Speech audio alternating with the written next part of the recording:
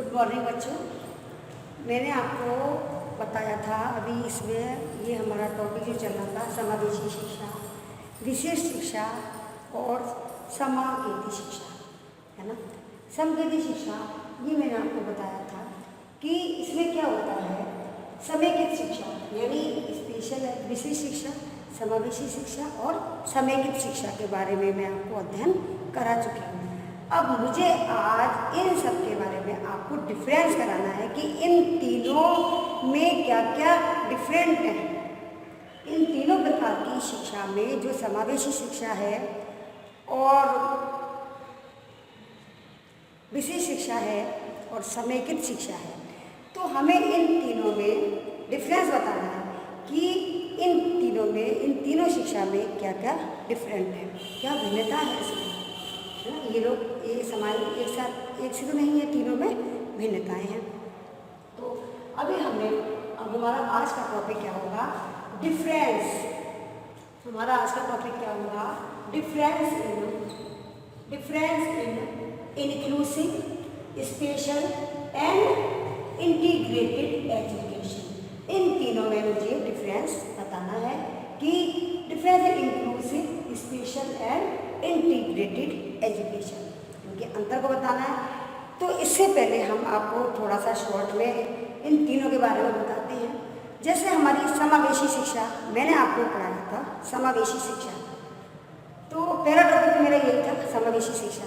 समावेशी शिक्षा से क्या तात्पर्य है, तो समावेशी शिक्षा वो शिक्षा होती है जो विशिष्ट बालकों को, समावेशी शिक्षा जिसमें विशिष्ट और सामान्य बालकों को एक साथ एक ही छत के नीचे जो शिक्षा प्रदान की जाती है उसे समावेशी शिक्षा कहते हैं।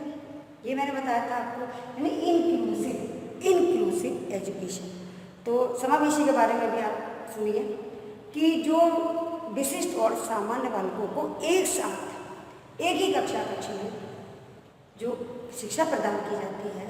जैसे हमारा विशिष्ट बालक, तो विशिष्ट बालक कौन कौन हो जाते हैं, जैसे हम इसमें हमारे आ गए मंदबुद्धि बालक, कम अपाहिज बालक, विकलांग बालक और प्रतिभाशाली बालक। जो सभी जो ये होते हैं, जो विशिष्ट बालक होते हैं, उन विशिष्ट बालकों के साथ और सामान्य बच्चों को दोनों को मिलाकर मिक्स करके उन सभी बच्चों को एक साथ सम्मिलित करके जो शिक्षा प्रदान की जाती है वो हमारी होती है समावेशी शिक्षा के अंतर्गत आता है।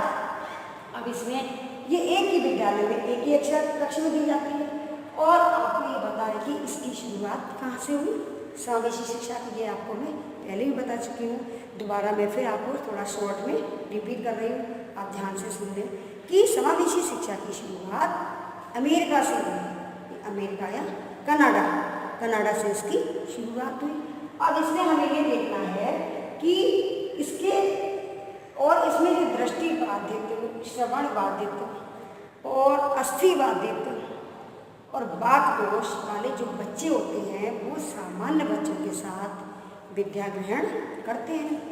तो जो दृष्टि बाधित बच्चे होते हैं, यानी कम दृष्टि वाले, यानी जिनकी दृष्टि थोड़ी कमजोर होती है, दृष्टि बाधित, श्रवण बाधित, जिन्हें सुनने में परेशानी होती है, ये हम आपको पहले बता चुके हैं कि इन सभी बच्चों को अस्थि बाधित, जिसका कोई अंग थोड़ा विकलांग है, वाक दोष, जो थोड़ा बोलने में असमर्थ है, यानी शुद्ध नहीं बोल पाता, थोड़ा असमर्थ है बोलने में, बोलना तो चाहता है पर वो शुद्ध नहीं बोल पाता, बोलने में थोड़ी असमर्थता होती है उसे। तो इस तरह के जो बच्चे होते हैं वो सभी सामान्य बच्चों के साथ विद्या ग्रहण करते हैं एक ही साथ, जिससे वो सामान्य बच्चों के साथ अपना स्तर पढ़ सके, उनका स्तर एक साथ रहे। और ये NCERT के अनुसार इस समावेशी शिक्षा में NCERT के द्वारा ये बताया गया था कि किसी भी धर्म, जाति, लिंग, आयु, वर्ग, इन सभी के अनुसार इसमें ऐसा नहीं होता है कि इसमें इनके अनुसार कि हमें किन बच्चों को समावेशी शिक्षा में प्रवेश दिलाना है। तो इसमें किसी भी जाति के बच्चे हो, किसी भी धर्म के हो, किसी भी लिंग के हो, तो इसमें ये कुछ नहीं देखा जाता है जिससे उसमें तो जो बच्चे पढ़ने आते हैं तो वो तो केवल शिक्षार्थी होते हैं, यानी उनका तो मेन उद्देश्य है शिक्षा ग्रहण करना। वो तो सिर्फ शिक्षा ग्रहण करने आते हैं, उन्हें इन बातों से कोई लेना देना नहीं है कि ये किस जाति का है, किस धर्म का है, कि किस लिंग का है, यानी लड़का है या लड़की है, कोई मतलब नहीं। वो तो केवल एक शिक्षार्थी ही होते हैं और वो तो उनका काम केवल शिक्षा ग्रहण करना है, तो सिर्फ शिक्षा ग्रहण करने आते हैं। तो NCERT में ये बताया था कि इन सब बातों का इसमें कोई नहीं जोड़ा जाता। NCERT के द्वारा इसमें ये बताया गया कि इन सब चीज़ों को इसमें नहीं जोड़ा जाता। बच्चे तो केवल शिक्षार्थी होते हैं, अर्थात वो केवल शिक्षा ग्रहण करने आते हैं। वो ये नहीं जानते कि किस धर्म का है, तो जिससे किसी के अंदर कोई भेदभाव की समस्या ना हो, कोई भी किसी से भेदभाव नहीं करेगा। और भेदभाव के अंतर को देखते हुए इसमें एक ही विद्यालय में सभी बच्चों को समान रूप से शिक्षा दी जाती है। ये तो हमारा हो गया समावेशी। अब समावेशी शिक्षा में ये शिक्षा बहुत पुरानी है, तो मैंने आपको बताया था ये समावेशी शिक्षा बहुत पुरानी है। तो इसमें हमें बच्चों की अकॉर्डिंग ही पाठ्यचर्या का निर्माण करना पड़ता है और विषय भी हमें उसी के हिसाब से चुने जाते हैं। बच्चों की अकॉर्डिंग विषयों का निर्माण करना है, समय का भी ध्यान रखना है कि हर बात का हमें ध्यान रखना पड़ता है जिससे बच्चे को किसी प्रकार की कोई बाधा नहीं आनी चाहिए। तो इसमें हमारे लिए और बच्चों का प्राथमिक स्तर और समावेशी शिक्षा में बच्चे की पढ़ाई किस तरह से कराते हैं, बच्चे की रुचि और योग्यता के अनुसार कि बच्चे की रुचि किस चीज़ में है, बच्चे की रुचि किस चीज़ में, उसी के अकॉर्डिंग हम बच्चे को पढ़ाई कराते हैं। यदि वो उस रुचि के अनुसार वो कुछ सीखना चाहता है और वो सुविधा हमारे विद्यालय में उपलब्ध नहीं है, तो फिर विद्यालय प्रबंधन से क्या कि हमें ये सुविधा उपलब्ध करानी पड़ती है कि हमें इस बच्चे को सिखाना है जिससे इसका स्तर उच्च होता है। तो हमें इस बात का विशेष ध्यान रखना पड़ता है। समावेशी शिक्षा में ये सब कुछ शिक्षक के ऊपर ही डिपेंड करता है कि हमें कैसे क्या कराना है। जो चीज़ नहीं है हमारे विद्यालय में, जिस चीज़ का अभाव है, हमें उस कमी को पूरा करना है जिससे किसी प्रकार की कोई बाधा नहीं आए। समावेशी शिक्षा तो फिर इसमें जैसे प्राथमिक स्तर पर हमने देखा है, प्राथमिक स्तर पर बच्चों को खेल खेल में हमने कहानी, कविता वगैरह सिखाते हैं, तो बच्चा खेल खेल में बहुत कुछ सीख जाता है। और इसीलिए बच्चे का स्तर देखना पड़ता है कि उसका स्तर कैसा है, उच्च है या निम्न है, यानी हाई लेवल है या लो लेवल है। उसका सब कुछ देखने के बाद ही फिर हम उसी प्रकार से उसको शिक्षा प्रदान कराते हैं। तो समावेशी शिक्षा में इस बात का बहुत ध्यान रखना पड़ता है। अब हमारा अगला आता है स्पेशल एजुकेशन यानी विशिष्ट शिक्षा। अब विशिष्ट शिक्षा में क्या होता है, ऐसी शिक्षा जो ऐसे बालकों को प्रदान की जाती है, यानी विशिष्ट शिक्षा जो ऐसे बालकों को प्रदान की जाती है जो शारीरिक, मानसिक और सामाजिक क्षेत्रों में सामान्य बालकों से बिल्कुल भिन्न हो। समझ में आया आपको? यानी ऐसे बालक जो शारीरिक, मानसिक और सामाजिक क्षेत्रों में सामान्य बच्चों से बिल्कुल भिन्न हो, यानी वो विशिष्ट बालकों की श्रेणी में आते हैं। तो उनको विशेष शिक्षा विशेष रूप से तैयार किया हुआ एक शैक्षिक अनुदेशन होता है जिसमें विशेष प्रकार की गतिविधियों, यानी ये जो होता है एक प्रकार का शैक्षिक अनुदेशन होता है जिसमें विशेष शैक्षिक गतिविधियों, विशेष पाठ्यक्रम व विशेष शिक्षकों द्वारा आवश्यकता वाले बच्चों को शिक्षा प्रदान की जाती है। विशेष आवश्यकता वाले, इसमें विशेष प्रकार का पाठ्यक्रम और विशेष प्रकार के शिक्षक, तो ये शिक्षा महंगी होती है हमारी स्पेशल एजुकेशन, इसमें हर कोई एडमिशन नहीं ले सकता।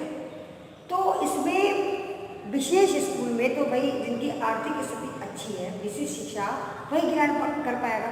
तो जैसे पहले बताया है कि विशेष शिक्षा वालों के लिए अब आजकल ऐसा है, वर्तमान समय में नेत्रहीनों के लिए बहुत अच्छे अच्छे विद्यालय खुल गए हैं। नेत्रहीनों के लिए, बधिरों के लिए, यानी उनका विद्यालय का नाम ही अलग है, नेत्रहीनों के लिए, बधिरों के लिए, तो ये विद्यालय इनके लिए अलग है। तो ये बहुत हाई फाई होता है बहुत हाई फाई होता है, जिनकी आर्थिक स्थिति बहुत अच्छी है तो वही लोग इसमें एडमिशन करा सकते हैं।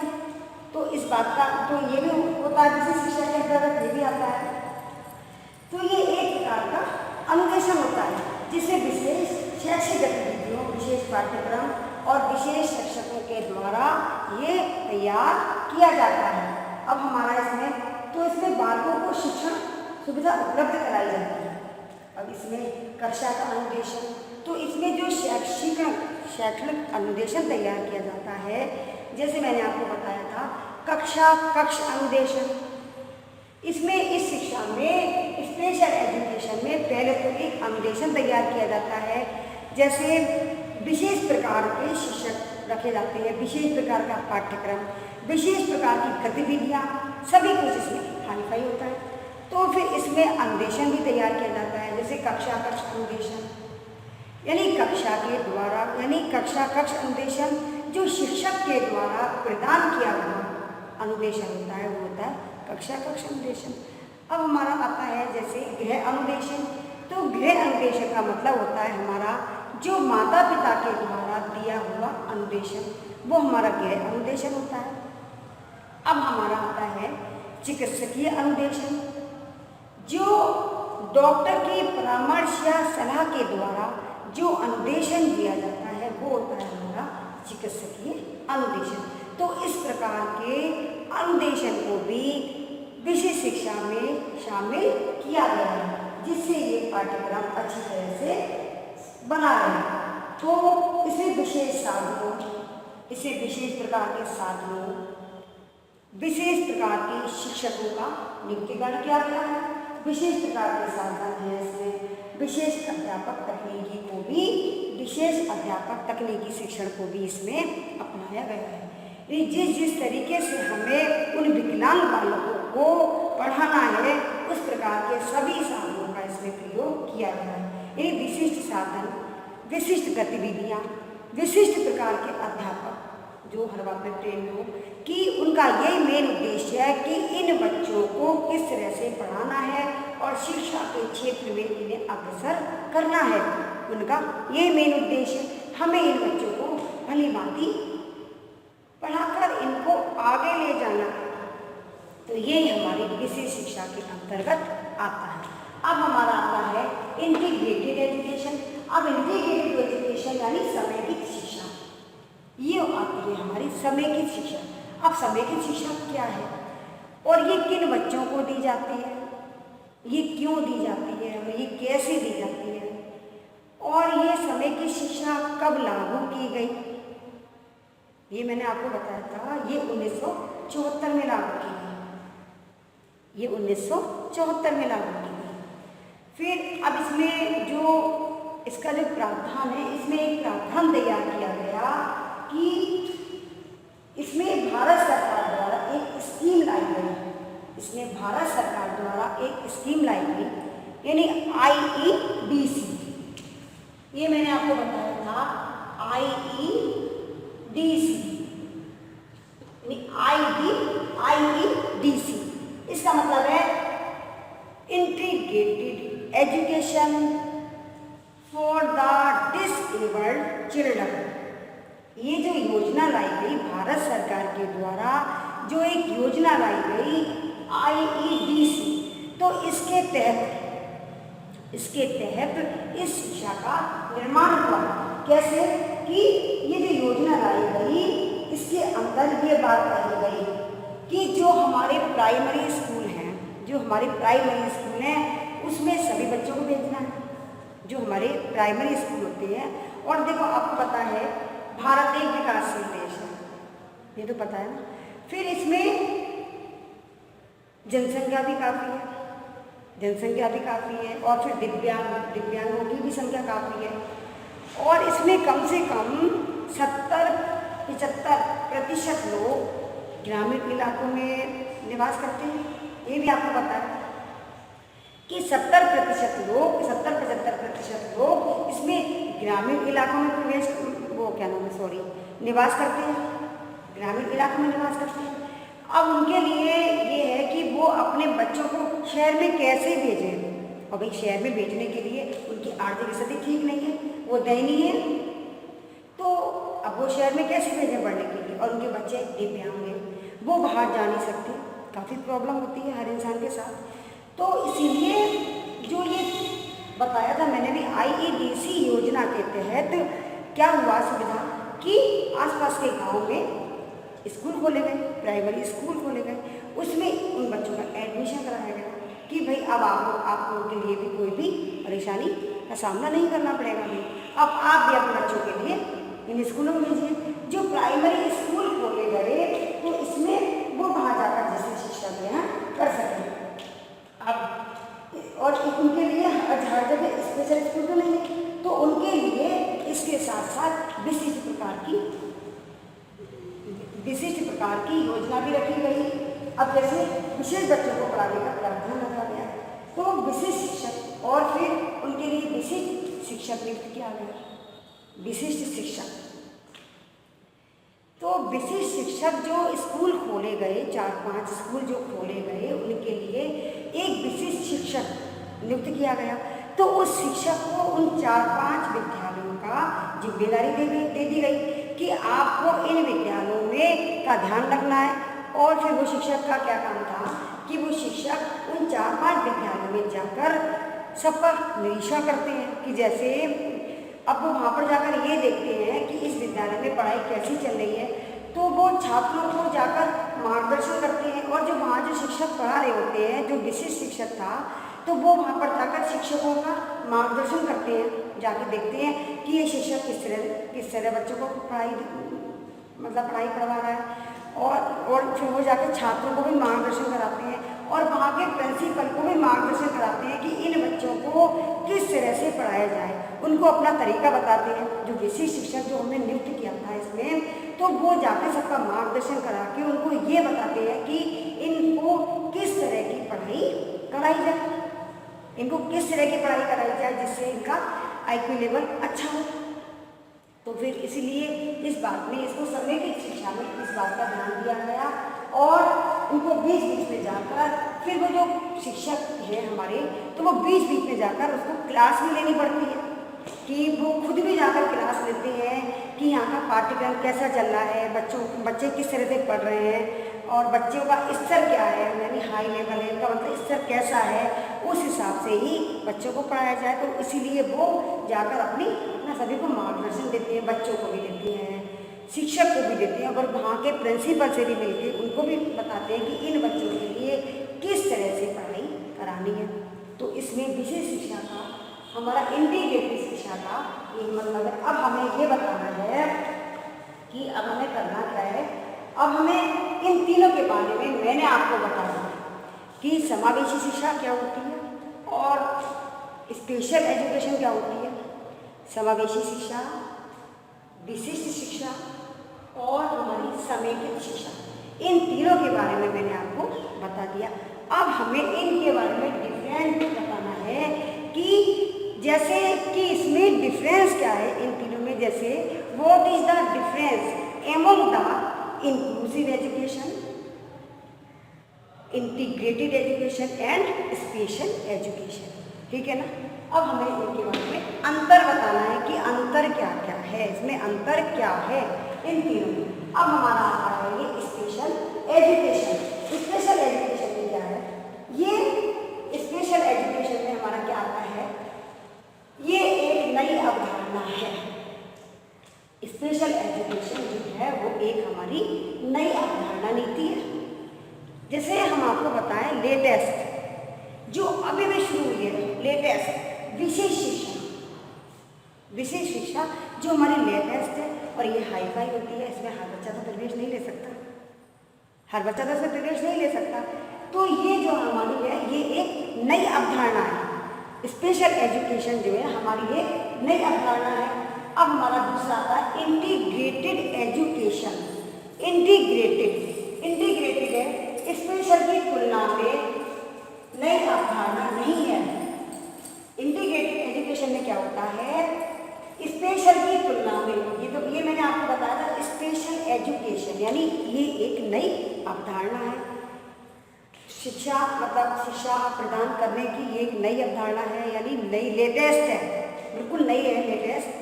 तो जो अभी अभी हमारी हुई है और इसको विशिष्ट बच्चों के लिए किया गया है, विशिष्ट बच्चों के लिए ये तैयार की गई है। अब हमारा इंटीग्रेटेड में स्पेशल की तुलना में नई अवधारणा नहीं है, ये स्पेशल की तुलना में ये नई अवधारणा नहीं है। अब इंक्लूसिव एजुकेशन में क्या था, ये बहुत पुरानी अवधारणा। मैंने अभी आपको पढ़ाते पढ़ाते बीच में बताया था कि समावेशी शिक्षा हमारी काफ़ी पुरानी अवधारणा है, ये काफ़ी पुरानी है। ये जो कई बहुत सालों से चली आ रही है कि इसमें सभी बच्चों को समान रूप से पढ़ाना है, इसमें हमें सभी बच्चों को समान रूप से पढ़ाना है। इसमें तो केवल विशिष्ट बच्चे ही आ जाते हैं, इसमें तो विशिष्ट बच्चों को ही पढ़ना है।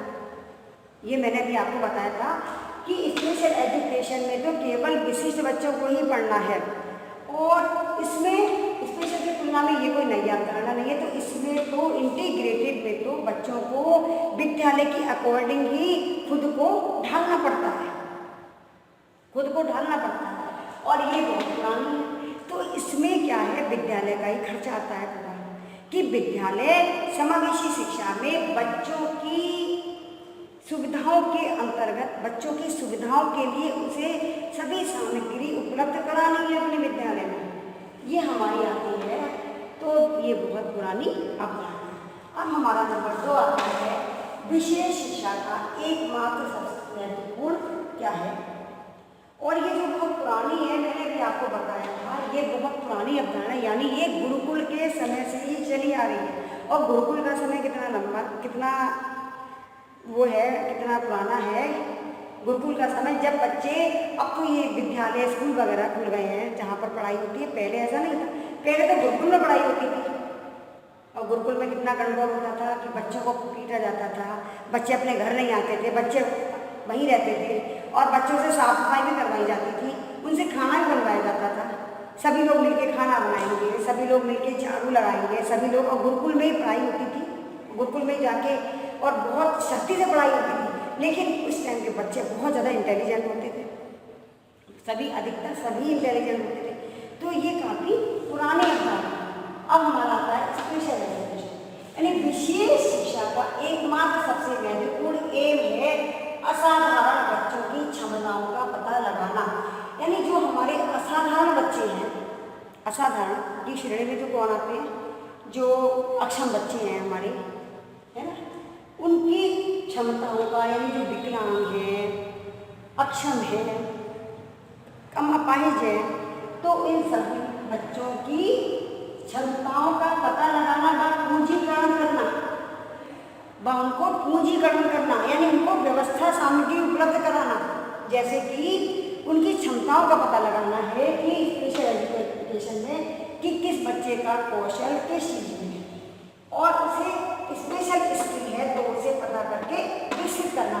यदि उसमें कोई स्पेशल स्किल है, यदि उसमें कोई विशेष कौशल है, तो उस कौशल का पता लगाना कि इसमें किस चीज़ का कौशल है, उसको उसी की रुचि के अनुसार उसको पढ़ाई करवाना। जैसे किसी बच्चे की रुचि चित्रकला में है, जैसे मैं आपको एक एग्जाम्पल देके बता रही हूँ, इसमें यदि किसी बच्चे की रुचि चित्रकला में है तो चित्रकला से ही उसको इतना, चित्रकला में उसको इतना अग्रसर करना कि वो एक प्रतिष्ठित व्यक्ति बन जाए। यदि उसे चित्रकला में इंटरेस्ट है तो उसे चित्रकला के बारे में उसे इतना आगे निकाल दिया जाए कि उसे आगे जाके कोई दिक्कत ही ना हो। तो इसलिए इसके स्पेशल स्किल का पता करके उसको विकसित करना, यानी फिर उसका उसमें विकास उत्पन्न करना। अब जैसे हमारा आता है अगला, इसमें विकलांगता व विशेष क्षमता वाले बच्चों को एकीकृत करने से अपने मानदंड नियम हो सकते हैं। इसमें क्या होता है, इंटीग्रेटिव में इसमें बच्चे के अपने ही नियम और मानदंड होते हैं। विशेष क्षमता वाले बच्चे, जो मैंने आपको बताए विशेष क्षमता वाले बच्चे, तो इसमें बच्चों को एकीकृत करने के अपने मानदंड और नियम हो सकते हैं। यदि बच्चा उन नियमों के हिसाब से ढल जाता है तो उसे विद्यालय में एडमिशन मिलेगा, अन्यथा नहीं। मैंने आपको पहले भी बताया था कि इन इंटीग्रेटेड एजुकेशन में बच्चे को खुद ही ढलना पड़ता है विद्यालय की अकॉर्डिंग, और समावेशी एजुकेशन में विद्यालय को बच्चे के अकॉर्डिंग ढलना होता है। यानी विद्यालय ही बच्चे के अकॉर्डिंग ही सुविधाएं उपलब्ध कराता है, और इंटीग्रेटेड में ऐसा कुछ नहीं है, वो उसमें कोई सुविधा उपलब्ध नहीं की जाएगी। यदि बच्चे को सीखना है तो वो उसके अनुभव उसे खुद ही ढलना होगा, उसके नियमों के बारे में उसे जानना होगा कि यहाँ के नियम और कानून कैसे हैं, और उसे उन्हीं में ढलना होगा। तो यदि बच्चा उन नियमों के हिसाब से ढल जाता है, यदि बच्चा वहाँ के रूल्स समझ जाता है कि यहाँ के रूल्स कैसे हैं, यदि वो उनमें ढल गया तो उसका वहाँ पे एडमिशन हो जाएगा, अन्यथा नहीं। अन्यथा तो फिर बच्चा घर में ही बैठ जाएगा कि हमें वहाँ के रूल समझ में नहीं आ रहे हैं, फिर बच्चा अपने घर में बैठ जाएगा, फिर वो कोई दूसरा स्कूल दे देगा, फिर वो वहाँ देखेगा, और दूसरा पसंद नहीं आएगा तो वो तीसरा स्कूल देगा। तो इसलिए इसमें ऐसा कुछ नहीं है। अब समावेशी शिक्षा में इसमें किसी छात्र को प्रवेश देने के अपने मानदंड नहीं होते, अपने मानदंड और नियम नहीं होते, क्योंकि इसका मेन उद्देश्य होता है उन सभी छात्रों को शामिल करना। मैं आपको बराबर ये बता रही हूँ कि समावेशी शिक्षा में समावेशी शिक्षा का मेन उद्देश्य क्या होता है, मेन एम उन सभी छात्रों को शामिल करना जिन्हें शिक्षा से अभी तक दूर रखा गया था। कि भाई जाके मैंने आपको समावेशी शिक्षा में बताया था कि गांव-गांव, ढाणी-ढाणी में जाकर सभी बच्चों को कहना कि आप अपने बच्चे को विद्यालय में लेकर आएँ और आकर एडमिशन कराएँ। यानी गांव-गांव, ढाणी-ढाणी सब जगह जाकर यानी कोई भी बच्चा शिक्षा से वंचित ना रह जाए, उन सभी बच्चों को लाकर खड़ा करना है कि आप अपने बच्चे का एडमिशन कराइए। कोई भी बच्चा उससे छूट ना जाए, कोई भी विद्या से वंचित ना रह जाए। तो सभी बच्चों को हमें इसमें लाना है और उन्हें आगे समाज में आगे बढ़ाना है। तो इसमें जिन्हें शिक्षा से दूर रखा गया हो, इसीलिए इसमें सभी को शामिल किया गया है।